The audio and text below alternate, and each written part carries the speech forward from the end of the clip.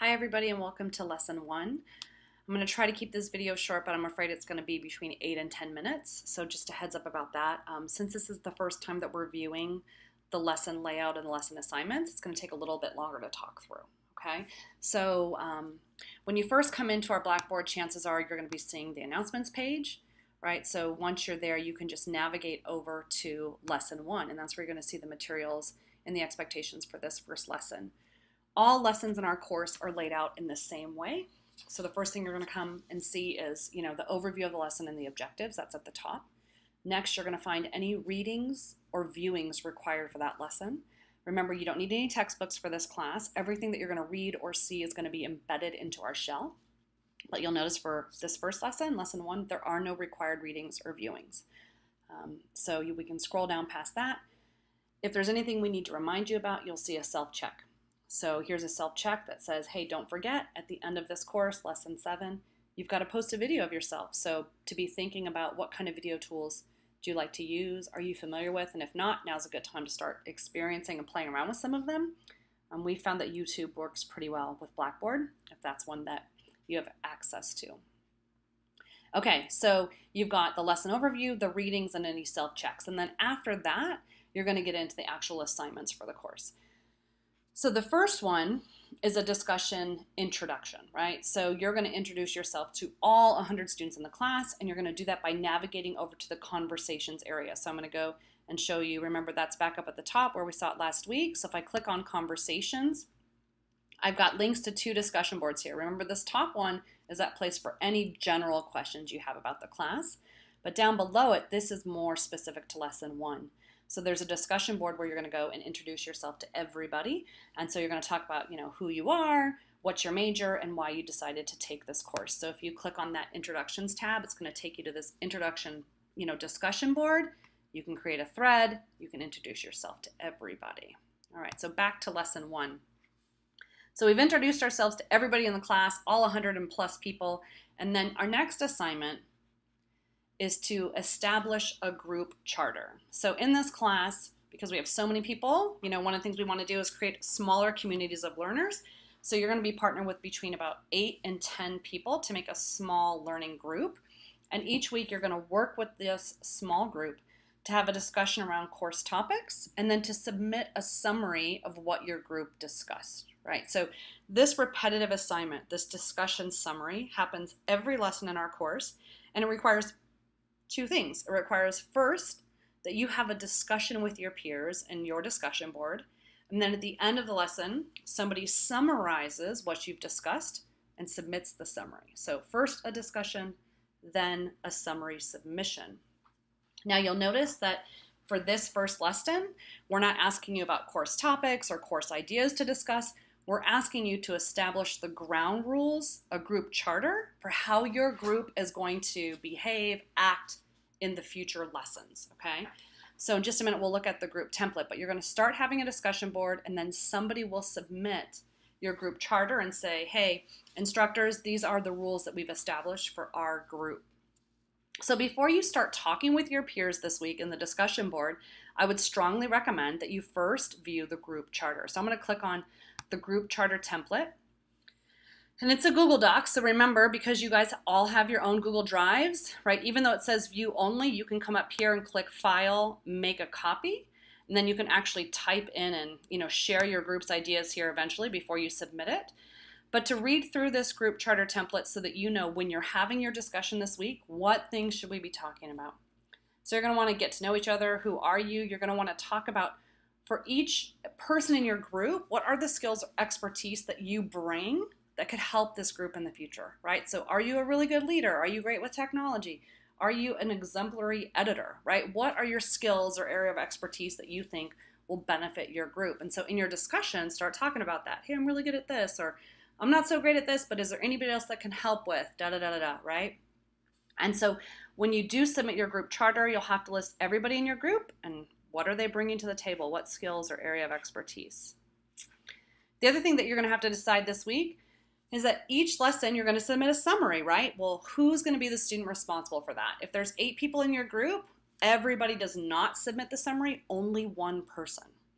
So you're going to have to talk through how are we going to divvy up that responsibility? Who's going to be responsible for submitting the summary each lesson? And you're going to list those names here underneath the primary student responsible for submitting the summary. Now, some groups might say, Amy, we want to have a backup person just in case that primary student, can't do it for whatever reason. And so if you choose to, you can also have a backup or a secondary person responsible for each week. But at least you need to have one person identified. Okay, so you've talked about what are your skills, what are your area of expertise, how are we going to divvy up this submission of the summary each lesson? And then you want to think through the ground rules of how are we going to work as a group, right? So there's 7 different things that you're going to have to talk through and determine what are your ideas about these 7 rules. So you're going to use the discussion board to talk through these ideas. So by the time you submit this group charter, you have talked through and agreed to these 7 concerns on the group charter. Okay, so we've read through the group charter. We know what we need to talk about. So how do we get to the discussion board? So let's go back here and let's read, right? How do we complete this assignment, right? So it says here, to complete, what do we do? So step number 1, look for the My Groups tab in Blackboard, right? So I'm going to go up here and look at this right here. It says My Groups. It might look like this when you first see it, so go ahead and give it a drop down. You should only see one group here, so I'm assigned to group 10. My instructor is Marcos, right? So, and below that I see a group discussion board. That's going to take me to the discussion board for group 10. And you'll see here, we're going to have discussion boards every lesson, lessons 1 through 6 and 7, right? And this week for lesson 1, we're talking about our group charter. So again, it tells me the prompt, what we're supposed to be talking about. I'm going to click on this link here and it's going to take me to my group's discussion board where I can create a thread, start a conversation, or respond to somebody's thread. When you're in your group's discussion board, remember, this is supposed to simulate a back and forth conversation, even if we're not talking at the same time. So you want to adhere to basic face-to-face communication rules, right? Anytime we're talking with somebody, we usually share an idea, right? We state what we want to say, and then we engage that person by ending our statement with a question or a request, right? So when you get into the discussion board and you're posting an idea that you have, don't just let it be a mic drop at the end of your idea, right? Nobody can say anything else. You want to always think about ending your posts with a question for your peers to respond to. So for example, for my first post in this, I'm going to come in, I'm going to create a thread. I'm going to say, hey, nice to meet everybody. My name's Amy, and I think some of the skills or areas of expertise I bring to this group are ... right? But then I'm going to end with a question. I'm going to end with a way to engage my other group members. I might say, what are some of the strengths that you have? Or I'm not so good at editing. Is there anybody else that can help with that area, right? And then my group members have a way to respond and get included with the conversation that I've started. So remember to try to promote that back and forth exchange of ideas and conversation, not just to have it end with your post. So this is where you're going to talk, right? You're always going to talk in these discussion groups, in these discussion forums before you submit your summary. So if we go back to lesson 1, okay, so we've located our groups, we've clicked on the discussion board. Step 3, we've had a discussion around what's the prompt? Developing the group charter. We've talked about it, right? Now step number 4, only one student from your group is going to submit the assignment right up here, right? So when you're ready to do step 4, right, you have to submit one file for your group. You come up here, you click on this lesson assignment. It's going to allow you to attach a file, right? Once you've attached the summary, or the group charter for this lesson for your group, you're going to hit submit, and then that will be how you get your assignment submitted. I'm going to just click back here. So we're back to lesson 1. Okay, so you've had a discussion with your group. Somebody has submitted your group charter.